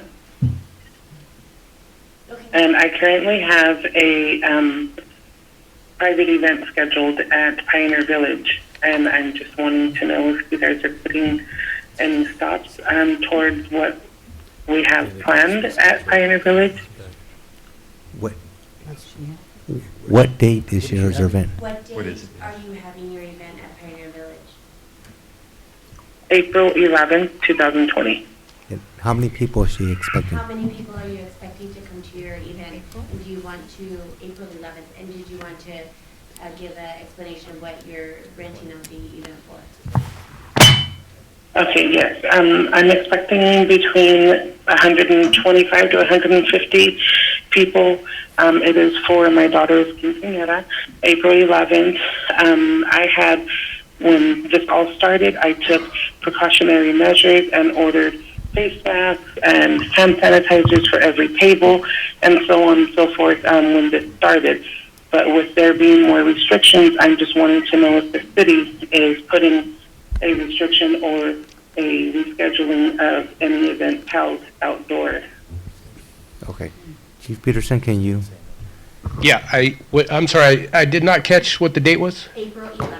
April 11th, okay. That is several weeks away, it is a little bit difficult to determine at that point. We are discussing large gatherings like that. I would suspect that because it is outside of the recommended number of people right now, and that number continues to shrink, that we will be evaluating that as a city and staff over the next couple days, and to provide you with as much notification as possible if we are going to close city property for those types of large-scale events. Did she hear that? Did you have any further questions? No, would I be notified by someone, or do I just listen for the next meeting? We'll notify. Can you She would be notified. We need to contact her. Get her number. She booked Pioneer Village. Mayor Franco, Mayor City Council. Yeah, we have a wedding this Saturday that's still planned, and we have that still kind of up in the air. Next Saturday, and then April 11th will be our next event. The beer festival already is probably going to be canceled anyway, but we have all the contact information. So this is something that people want to know quickly Why, I understand. because they're rentals. And the policy is reimburse or reschedule, depending. Our policy, we have typically when you cancel, there is a 75 non-refundable deposit, but we're going to offer people a chance to reschedule or a full refund. Do you think that that should be waived, that non-refundable, being that it's us canceling? We'll get a full refund, yeah. So Full refund, okay, yeah. yeah. Because this is something that it's not their fault. Right. They're not Yeah. Okay. do it. Poor lady scheduled it. She's out the rest So- of the night. Right now, No as- further questions, thank you. at this time, right now, our policy is, that is being allowed? Well, when you go back to last Thursday and Friday, we hadn't made any notifications because they had talked about 250 or more. Right. But over the weekend, Saturday or Sunday, then the numbers changed and the recommendations went lower. So that puts a lot of staff, that puts us in a predicament now, is because, like Chief said, the number keeps going lower and lower, and it may go down again. But when we approve this, are we or staff still has to determine, Teresa, our staff, that, hey, this is our policy and we're moving forward on this date? The resolution will enable us to go ahead and follow, we're following the guidance of CDC and the county, and we'll look at the analysis of what they're telling us are the new guidelines, and whether they're shoulds or shalls, I think also impacts this, and we're encouraging everybody to follow those guidelines as to whether or not we'll be closing city property for a private event. I think is something we're going to be looking at very carefully.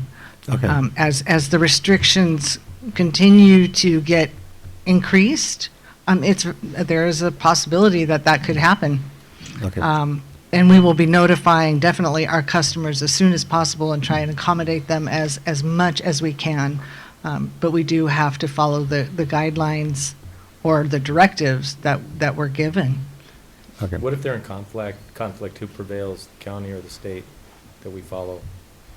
They're in harmony right now, but what if they? Yeah, it really, and to be honest, it would probably be CDC that we would follow. They're at 50 right now. The city can, make that determination based on the proclamation, the state of emergency that we're in right now.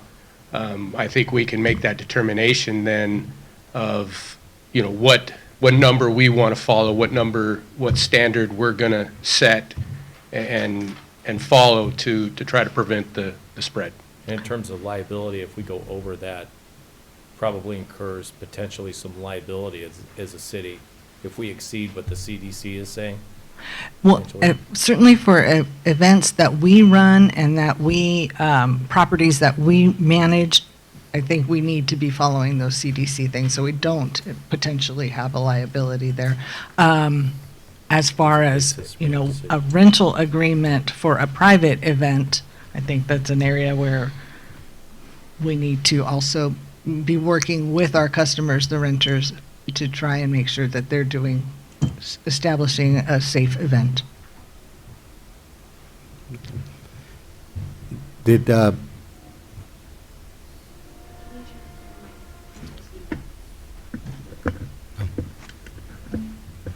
person on the phone have a second comment, I believe? Did you have any further comments, caller on the phone? Laura Garcia? No, I was just listening to hear feedback and answers regarding closure of city property for that day or not. So I think the answer to your current question Is we haven't made that decision as of yet. That decision has not been made. I would speculate that it will be made in the next day or two. Understanding that these the information that we're getting is changing very, very quickly. In less than a week, gatherings, I believe, went from 1,500 down to now 10 per the president this afternoon. So we're getting this, we're evaluating this information. I wasn't sure, and that's why I wanted to speak with you, because I know the Public Health Department said 250 people in an indoor facility. This is outdoor. Again, President changed that today to 10 people, but I wasn't sure if that was per the Health Department or just President recommending the 10 people and them being seniors to be, small gatherings. And with this being an outdoor facility and there being ample space to be able to separate the tables and separate people, that's why I wanted to come on and just ask these questions. But I will keep my phone open for a call, hopefully from someone at the Senior Center regarding if there will be a closure or not. I will just be waiting for the call. I appreciate your time. Okay. Thank you for calling in. All right. With that, I'll bring it back to, is there anyone else on the phone or? Yes, thank you. All right. With that, I'll bring it back to council. I'll make a motion to support the implementation State of California Executive Order N2520 and related policies. I'll second it. Roll call? Mr. Mayor, members of council, could we also include the adoption of the resolution? Including the adoption of the resolution. Thank you. Okay. For the member of council that made the second, did you amend your second as well to include Yes, the the adoption, right? of the resolution? Perfect. Councilmember Robertson. Aye. Councilmember Avalos. Aye. Councilmember Trujillo. Aye. Mayor Pro Tem Guerra. Aye. Mayor Franco. Aye. Okay, item 4 has been tabled, so we are moving on to item 5. Consideration of legal services and agreement with Costanzo and Associate, PC. And we will just let the record note that Special Counsel Neil Costanzo has stepped out of the building. Okay, noted. Thank you, Mr. Mayor, members of council. This item was brought forward at the request of Councilmember Avalos in February to consider an agreement for legal services with Costanzo and Associates, and staff was directed to bring back a contract that was reviewed by Liebert Cassidy Whitmore for your consideration. Council gave further direction on some revisions to the contract, and Liebert Cassidy Whitmore has made those changes to clarify that the city attorney may perform requested legal services under the City of Selma's municipal code, such as criminal prosecutions and code enforcement actions, without being appointed to the office of city attorney. And the recommended clarifications in the contract have been agreed to by Attorney Costanzo, and even so, the Attorney Costanzo has requested that the City Council appoint him to the office of City Attorney via a minute order. So the contract itself does allow all of clarify that that Attorney Costanzo is able to do all of the services required of it by the city to carry out its functions. And the Attorney Costanzo has agreed to the changes in the contract, so the contract itself is fine. Furthermore, Attorney Costanzo would request that you appoint him via minute order, although Liebert Cassidy Whitmore has made it clear it's not necessary to carry out the functions of the position. But it is a request that he has made for reasons previously discussed. So Teresa, my question is being appointed under all the legalities here is just saying we're not retaining him, just to give him a broader function in his duties? The functions actually have all been made clear in the contract, so that the company, the firm can go ahead and carry out functions of prosecution or code enforcement types of actions that were previously questioned. Those clarifications have been made and agreed upon. Furthermore, though, Attorney Costanzo did ask if the council would please also make the formality of appointing him via a minute order to the office of attorney. And I think council had previously asked what other communities do. They do have contract services. Some do appoint as well as contract out. So it is an area that, as we previously discussed, you just needed clarification. It's not necessary to appoint. We can carry out all of the functions via the contract, but it is a request that's being made by Attorney Costanzo. Okay. Before I open the comments from the public, does anybody wish to say anything? Is there any member of the public who wishes to comment on this matter, item 5 of our agenda?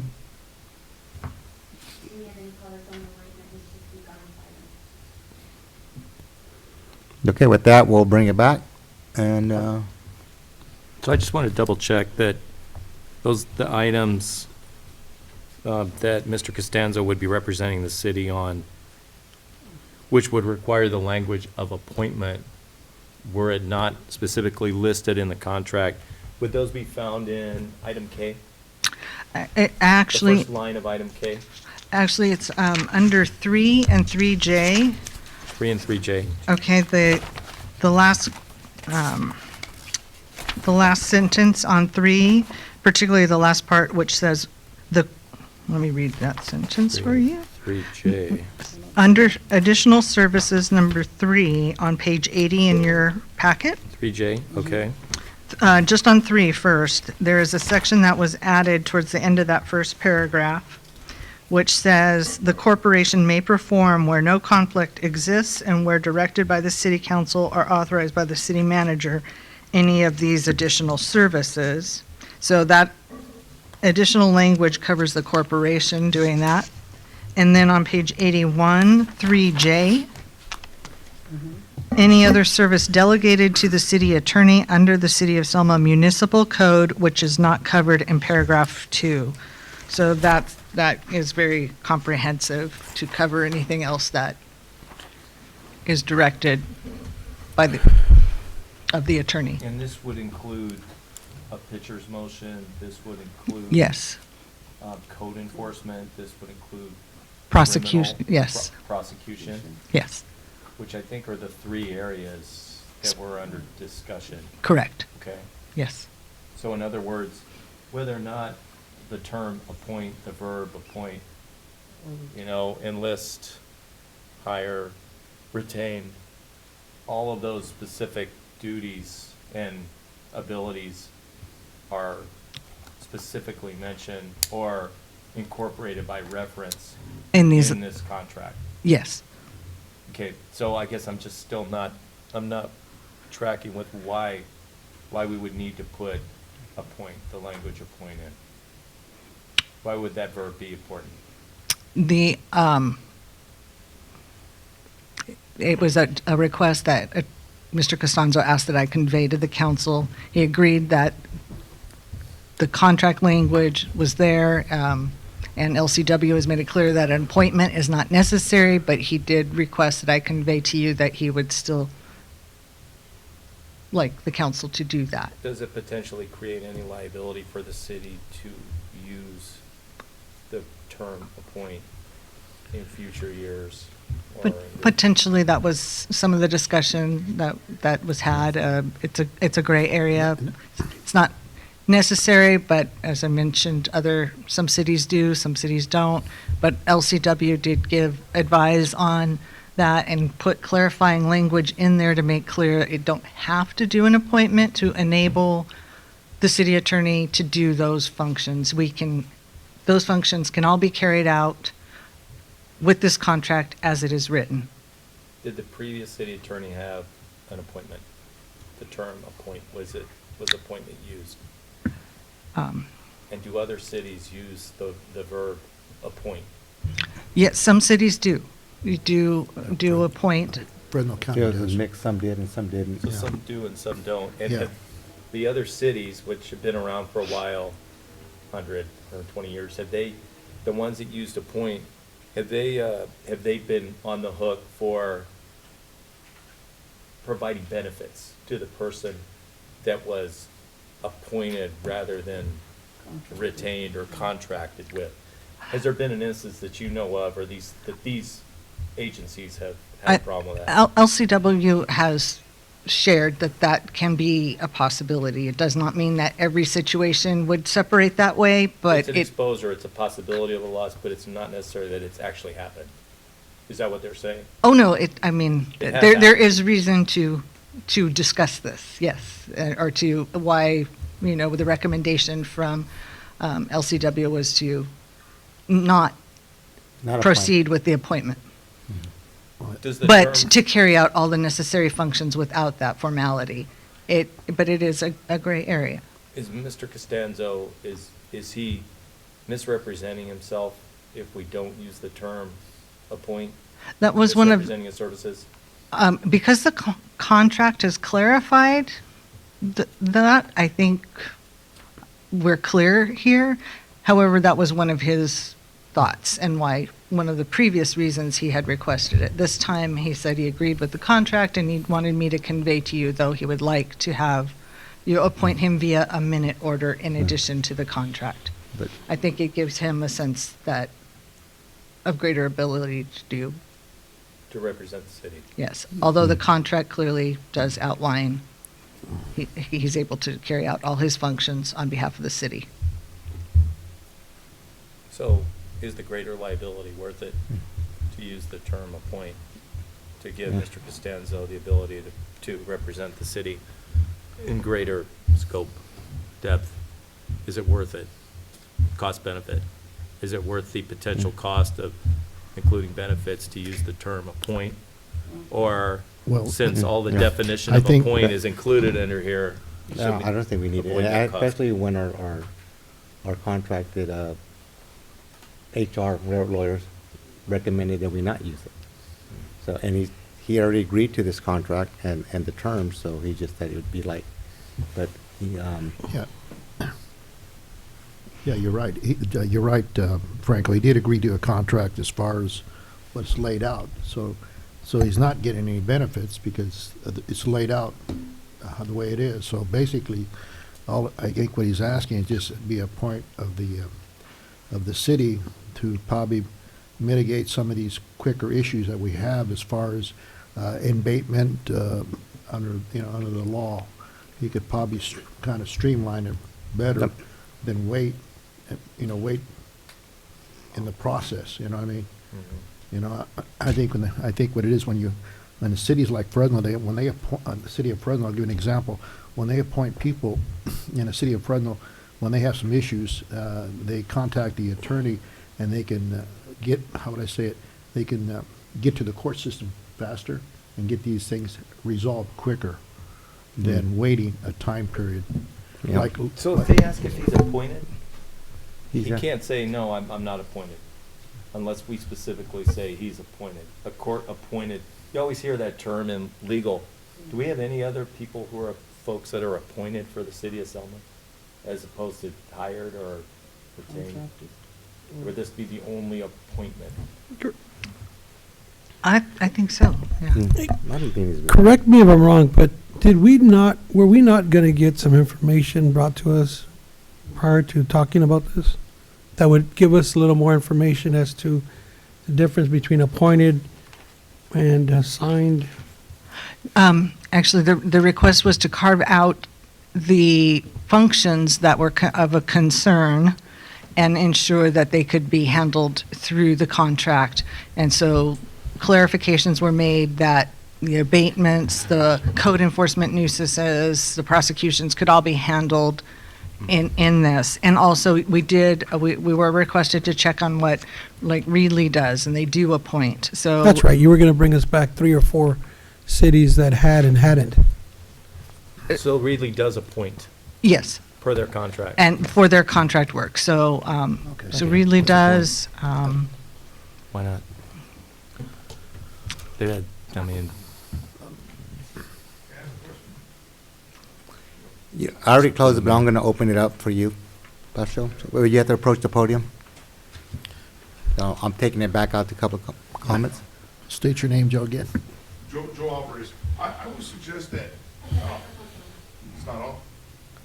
It's on there, right? I'm nobody to suggest anything or even make a suggestion, but just a worthy citizen that if we could just go back and table this right now and kind of get more information on that, I know that if it's important to him, there has to be something behind this. And so I think if we have more information on it, you guys could be in a better position to make a decision to better serve the city and not put us on the hook for something that we might not know the importance of this legal term or why he's asking for this. So I would just I would suggest that if I may, just to put this on the table and just kind of investigate it a little bit better more and get more information on that. So that's my suggestion. Thank you, Joe. Mr. With Mayor, that, I'll bring that back to council. Mr. Mayor, members of council, one more thing I just might add is that in one of the previous versions, there was the government code that also added to the concern of the appointment, and that has been removed in the contract, and that was agreed upon. So a lot of things, have been modified to mitigate those concerns. So you're recommending that we appoint him? I'm letting you know that you can, a great deal of any of the concerns have been removed. It's a gray area. But we have a consultant that we hired that stated it's probably in our best interest not to Correct. appoint him. And that is correct. Okay.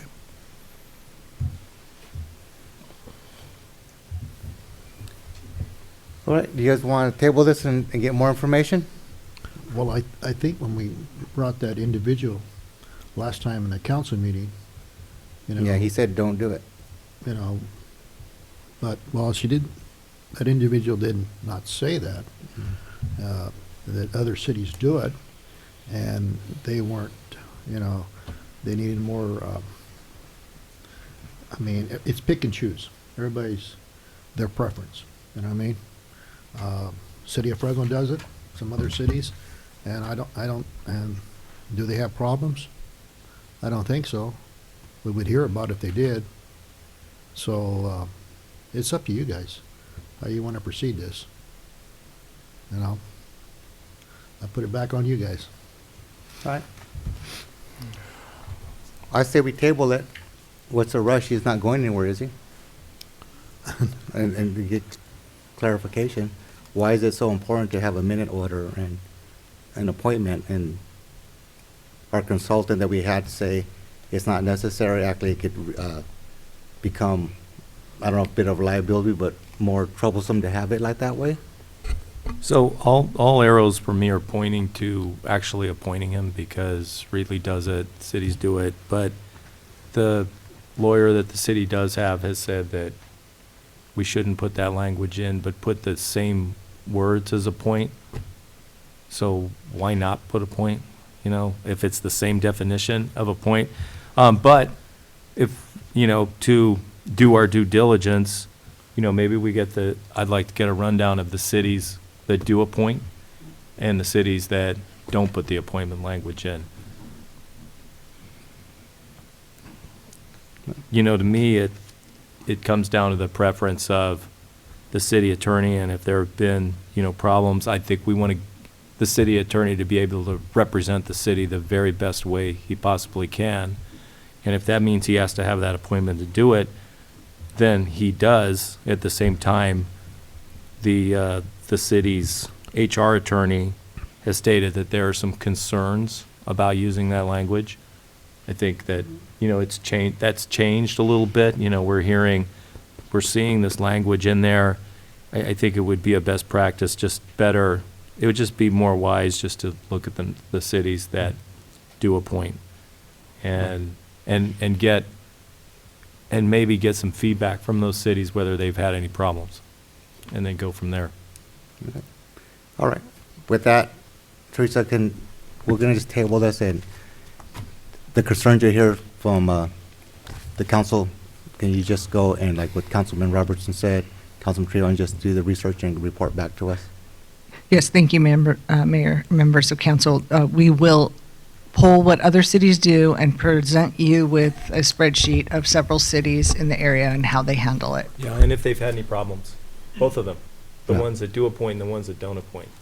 Yeah. If there've been any problems. Okay, well, what was the reasoning for it, or so far?